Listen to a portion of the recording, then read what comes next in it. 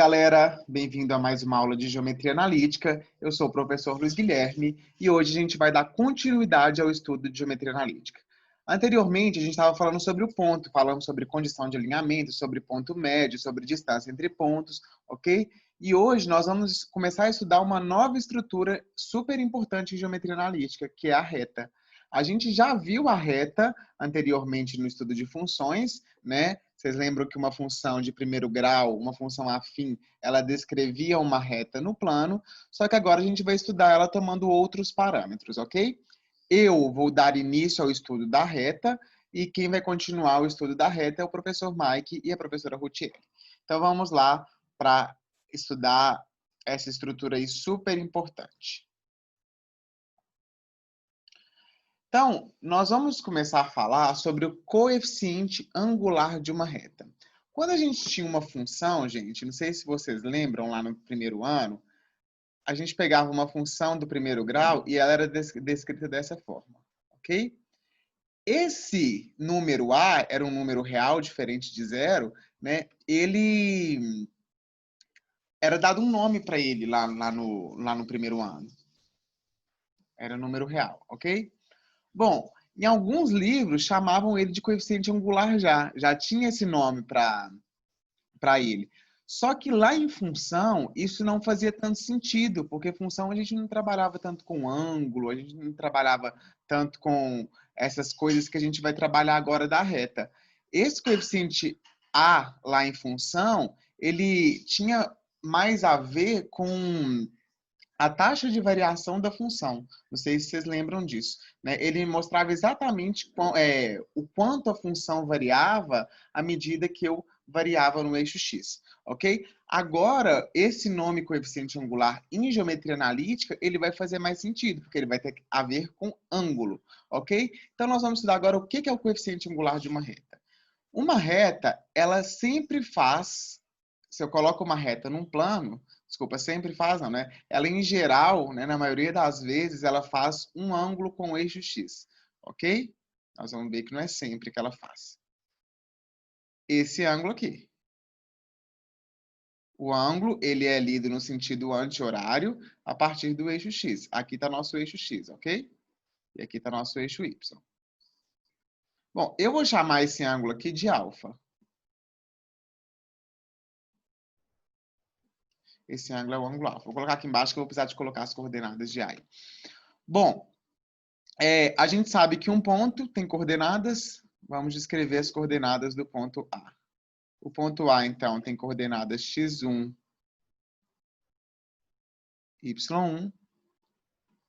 E o ponto B tem coordenadas x2 e y2. Ok? Bom, por definição, o coeficiente angular de uma reta, que eu vou chamar de M, aqui é um novo nome, nós vamos trabalhar com M, os livros didáticos abordam mais M, mas pode ser que venha A também, mas por notação nós escolhemos trabalhar com M. Então, por definição, o coeficiente angular de uma reta é a tangente do ângulo de inclinação dessa reta. Então, tangente de alfa. Bom, calcular tangente a gente já sabe lá da trigonometria, segundo ano, primeiro ano, né? Então vamos calcular quem que é o coeficiente angular dessa reta em questão aí. Então M é igual a... Vamos olhar para esse triângulo aqui. É muito fácil calcular tangente num triângulo retângulo, não é? Olha aqui. Olha esse triângulo aí, ó. A gente já trabalha com vários triângulos retângulos, né? Aqui é 90 graus. Por paralelismo, como essa reta em verde é paralela ao eixo x, esse ângulo também é alfa. Esse ângulo aqui também é alfa. Correto? E aí fica fácil de calcular tangente num triângulo retângulo. A gente lembra que tangente é cateto oposto dividido por cateto adjacente. Então, quem que é o cateto oposto a alfa? É esse tamanho verde aqui, ó. Isso aqui a gente já viu que é y2 menos y1. E quem que é o cateto adjacente a alfa? É esse tamanho aqui, x2 menos x1. Então, para calcular o coeficiente angular de uma reta, dito também inclinação dessa reta, tá? Basta fazer tangente, cateto oposto, y2 menos y1, dividido por cateto adjacente x2 menos x1. Super fácil, não é de calcular a tangente? Basta fazer a diferença das ordenadas sobre a diferença das abscissas. Bom, aí algumas perguntas podem surgir. E se x2 for igual a x1? Se x2 for igual a x1, aqui embaixo no denominador está dando zero. Pode dar zero no denominador? Não pode. Então, é um caso que a gente vai ter que estudar. O que acontece se esse coeficiente angular for positivo, se ele for negativo? Como é que essa reta vai se comportar? Né? A gente viu lá no estudo de funções que quando A era positivo, a reta era crescente. Quando A era negativo, então positivo ela crescia, negativo ela decrescia. Né? A gente viu isso de acordo com a variação da função, né? Na medida que eu tomava o x maior, o y estava subindo também, então por isso que a reta ficava com um comportamento crescente. Mas vamos ver aqui por que esse comportamento é válido, ok? Bom, a gente acabou de definir o coeficiente angular como a tangente de um ângulo, correto? Se vocês lembram, a tangente...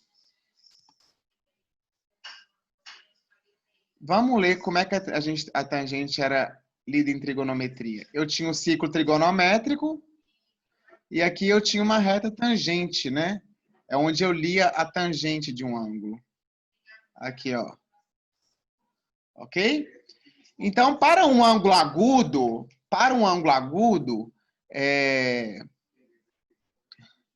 eu pegava um ângulo agudo aqui no ciclo, a tangente desse ângulo eu lia aqui, ó, um ângulo agudo. Então, isso aqui eu tinha um ângulo θ, aqui era a tangente de θ. Para um ângulo obtuso, um ângulo que estava aí no segundo quadrante, entre 90 e 180, né? Vamos pegar um ângulo aqui. Esse ângulo aqui, ó. Vou chamar de gama. A tangente dele eu li aqui embaixo, ó. Tangente de gama. Então, aqui para o ângulo agudo, essa tangente era positiva. Era esse número aqui, era esse tamanho. Aqui era esse tamanho, só que estava abaixo do eixo x. Então, ela era negativa. Então, se um ângulo ele é agudo, a tangente dele é positiva. Se um ângulo é obtuso, a tangente dele é negativa. Então, a gente tem a seguinte relação. Se a reta, vamos pensar na reta com o seguinte tipo de reta. Vou passar aqui para vocês entenderem. Olha aqui.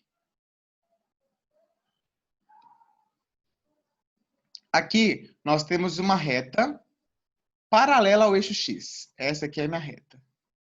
Qual que é o ângulo que essa reta forma com o eixo x? Não forma nenhum ângulo, então o ângulo dela é zero. Então, m, que é o coeficiente angular dessa reta, é a tangente do ângulo de inclinação, ou seja, tangente de zero. A gente sabe que tangente de zero é zero. Então, o coeficiente angular dessa reta é zero. Então, retas paralelas ao eixo x, retas horizontais, sempre tem coeficiente angular zero, porque o ângulo de inclinação delas é zero. Ok? Vamos ver essa aqui. Essa aqui, o ângulo que ela forma com o eixo x é um ângulo de 90 graus. Então, o coeficiente angular dela, que é a tangente do ângulo de inclinação, é tangente de 90. Bom, mas vamos voltar? Olha aqui como é que a gente lia tangente de 90. 90 era esse ângulo aqui, ó. Ele não encostava na reta da tangente, tá vendo? Então, tangente de 90 não existe. Tangente de 90 é uma coisa que, olhando para uma noção de limite, era infinito, né? Então, quando uma reta for vertical, paralela ao eixo y, não existe coeficiente angular dessa reta. Não existe. Né? É o caso que eu falei com vocês, a gente não viu que m não era y2 menos y1 sobre x2 menos x1? Como na reta vertical, qualquer valor de y que eu pego, o x é sempre igual, então isso aqui iria para zero. E aí faria não existir esse coeficiente angular. E agora, esse caso aqui, que é a reta que tem esse ângulo de inclinação. O ângulo de inclinação dessa reta é contado no sentido anti-horário a partir do eixo x, é esse. Esse aqui é um ângulo obtuso, é o ângulo que tem medida entre 90 e 180, ok? Bom, como a gente viu no estudo rapidinho ali de trigonometria, a gente viu que um ângulo obtuso tem tangente negativa. Então, o coeficiente angular dessa reta, m, o coeficiente angular dessa reta é menor do que zero. É negativo, porque é tangente do ângulo de inclinação, e o ângulo de inclinação dela é um ângulo obtuso, né? O que difere aqui desse exemplo que a gente tinha. Deixa eu só colocar uma reta crescente aqui, para vocês verem. Olha aqui. Se eu pego uma reta crescente, o ângulo de inclinação dela é esse aqui, não é? Isso aqui é um ângulo agudo. Um ângulo agudo tem tangente positiva.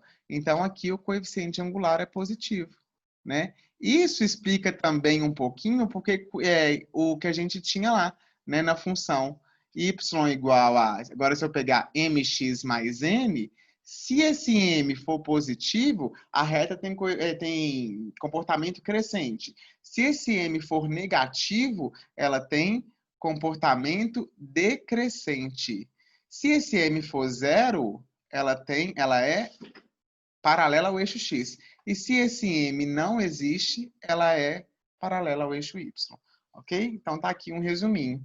Se m positivo, reta crescente. Se m negativo, reta decrescente. Se m igual a zero, é paralela ao eixo x. E se m não existe, ela é paralela ao eixo y. Ok? Próxima aula a gente faz um exemplo sobre coeficiente angular. Até a próxima. Um abraço a todos.